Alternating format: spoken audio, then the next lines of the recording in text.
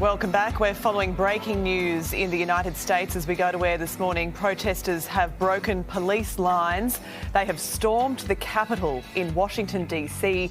The building is now in lockdown. Members of Congress are sheltering in place. Politicians inside have been told to stay away from the doors and windows. This is footage of pro-Trump supporters walking through the Capitol building in scenes that we have never seen in our lifetime. No, they're setting off fire extinguishers as well. They're demanding to see the senators who have now stopped debating, I believe, on the floor. This is extraordinary vision. We're waiting here from the president himself. He has only tweeted about Mike Pence not having the courage to do what has to be done. He has not acknowledged this unbelievable protests. Scenes we've never seen before in our lifetime of crowds storming the Capitol building and entering it. This is truly dangerous and truly horrifying stuff. And if you think back to, 5 or 6 months ago, the Black Lives Matter protests, how secure the Capitol building was and how secure Washington was. And now I don't see the police, I don't see the National Guards, there's no security. It just seems like it's a free-for-all there. There was a thin line of police guarding the front of the building, but they very easily overran that line of defence. You can see them there crowding the balconies of the building.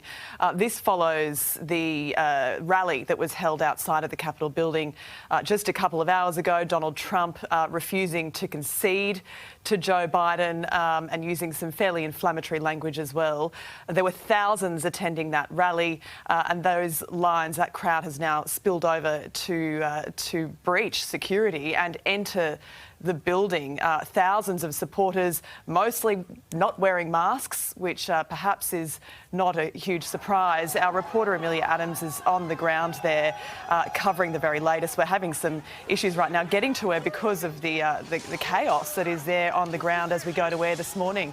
And just to get a bit of context of what's happening today, they're certifying the election for Joe Biden. He won that election, 306 votes against Donald Trump in November. We've seen the Georgia runoffs happen yesterday, which means the Senate will now flip probably to the Democrats within the next few hours.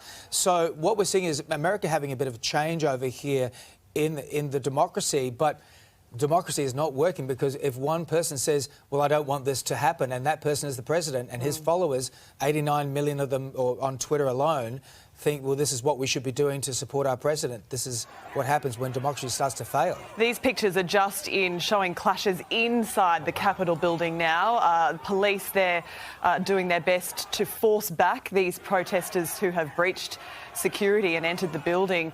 It is getting uglier and uglier as we go to air this morning. And once again, they're maskless.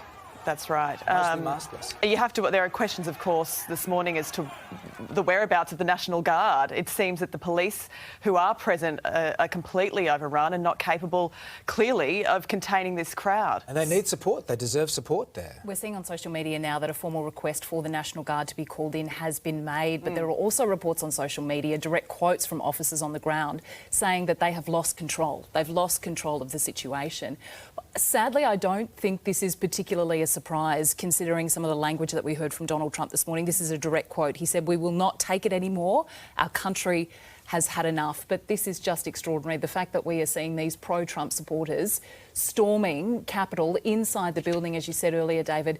We've seen footage on social media of those supporters with fire extinguishers. They're launching them inside there. People have been told to stay away from windows and doors. Extraordinary. And in news just in, we've just been told that a city-wide curfew has been imposed from 6 p.m. local time. Right now it's 2:30 p.m. So things are certainly escalating there. And we will go to our reporter Amelia Adams on the ground as soon as we possibly can.